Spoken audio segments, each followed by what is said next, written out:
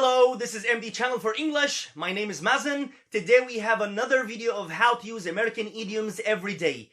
Today's idiom is hit the ceiling, or we can say hit the roof. Well, what is that supposed to mean? If you would like to know, then please keep watching.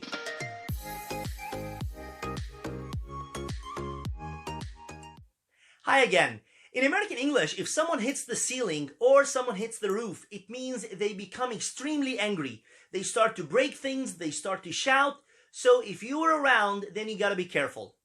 Now I have two examples for this idiom. Number one, my father hit the ceiling when I damaged his car. Number two, Michael's mother will hit the ceiling if she knows about his marks. Okay, a math test, for example, and he got really a bad mark. So, may God be with him. Well, this is our idiom for today. I hope you never hit the ceiling. Please, if you like today's idiom, then hit the like button, share this video with your friends, and subscribe to my channel for more videos.